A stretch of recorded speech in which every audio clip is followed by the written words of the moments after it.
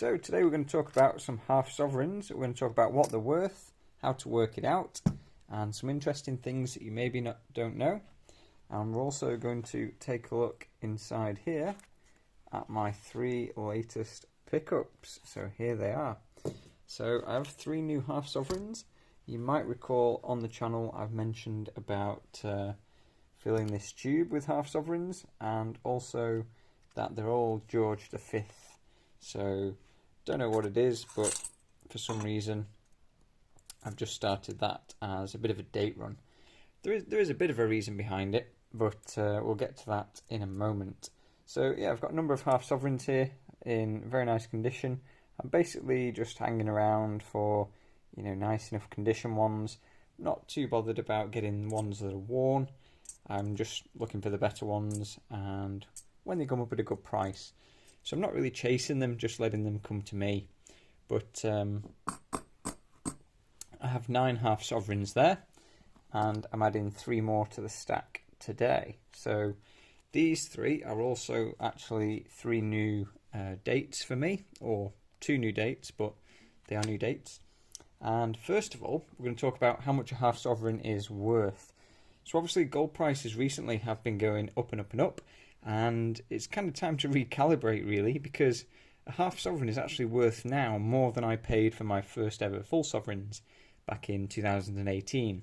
So the easy way to do it, if you are in grams, you need the gold price in grams, and you multiply that by the fine gold weight, which is 3.66.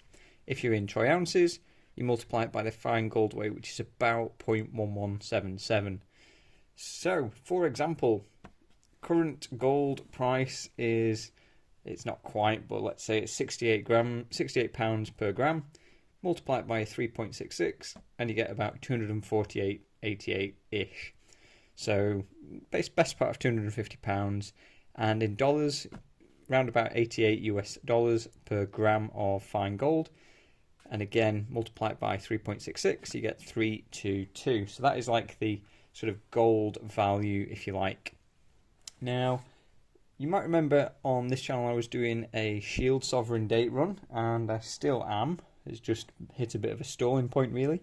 Mentioned it on a few other videos that it's just been, you know, a bit slow progress recently, and basically the dates that I need now are tricky ones, very pricey, and premium heavy. So when you work out the actual gold price, you need to multiply it by quite a number to end up with the actual market, you know, price of those certain dates that I need.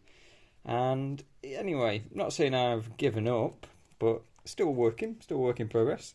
So I decided to start something a bit different, and I did a video on half sovereigns. I've had half sovereigns quite a while. They're quite a popular coin. You know, they're a bit more affordable than the full sovereign. If you still want to get into sovereigns, there's loads of different monarchs, loads of different dates. So there's quite a lot for collectors and people who want to, you know, make it a bit more interesting than purely stacking. And for those who do just like stacking, it's a great fractional option that tends to be quite a low premium. So I've picked up 2 1914 half sovereigns. Here is the first. So again, nice coin, nice condition. And then this is the second. Sorry, no, it's not. That's 1912. This is the second. So again, 1914, and flip over there as well, so you can see.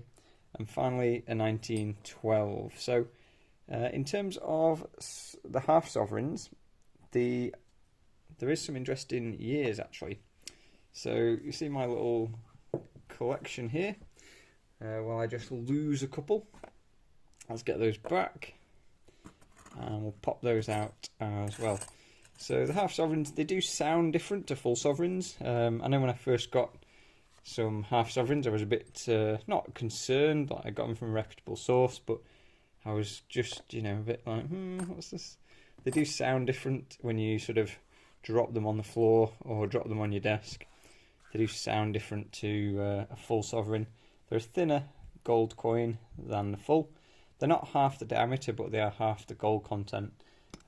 Just for comparison there is a 1/4 ounce and a 10th ounce, so you can just see the sort of size difference there. But I love the colour of the older coins, the older half sovereigns, the older sovereigns. And anyway, give me something to work on. I thought I can fill the tube of half sovereigns.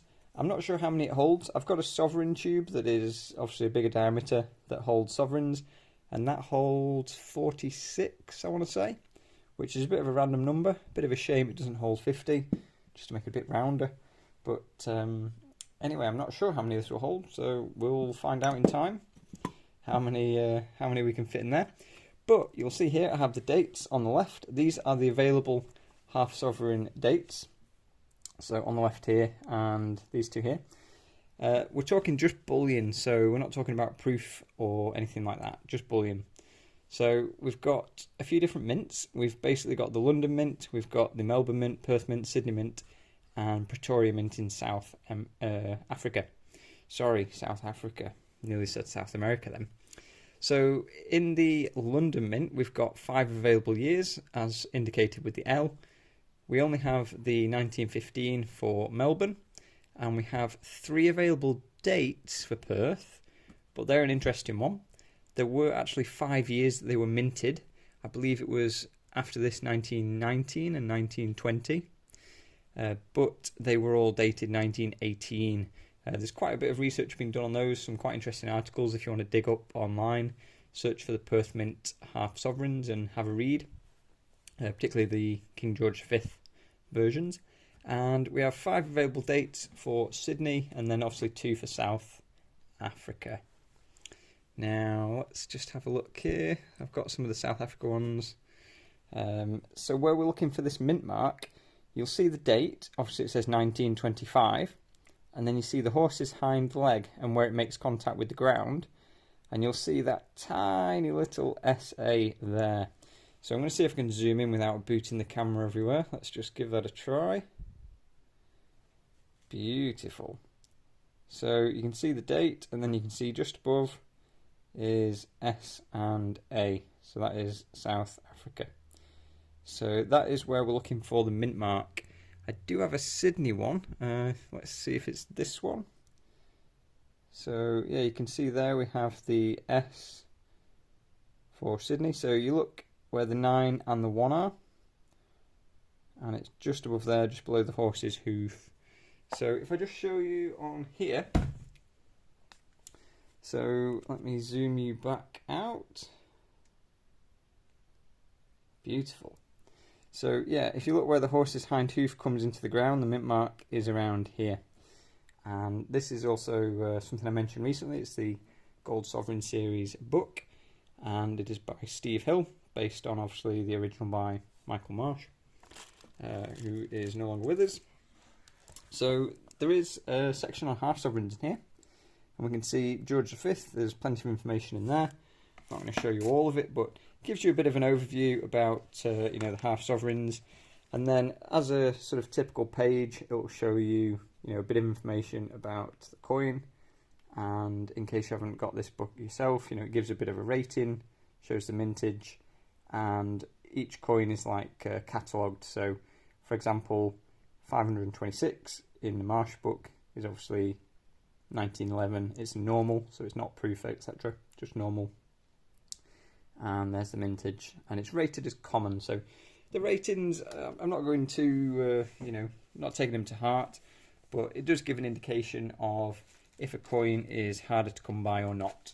I was having a discussion actually with a few people in various points, but recently with a friend about the mintages and the sort of the scarcity rating of certain coins. Now, particularly the Canada sovereigns from Ottawa Mint, whilst there aren't any halves from there, you find that the ratings, I think, were changed.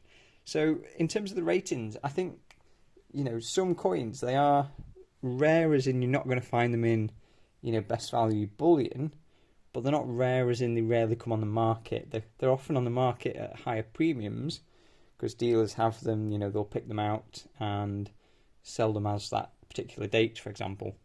So they're not exactly, difficult to get hold of, but they're rare as in, you're just not going to find them in best value bullion, I don't think. Maybe, maybe get lucky, and please share if you've bought something like rare mint mark or something in a best value. That would be quite cool to hear. I've had some pretty nice shields and some interesting varieties that have come in with like best value shield prices and best value options. I've not necessarily gone hunting for them. I've just ended up with them as buying nice shields. So yeah, it's possible. We'll see. But that was my neatly organised half sovereigns. So at the minute, I am 12 coins there.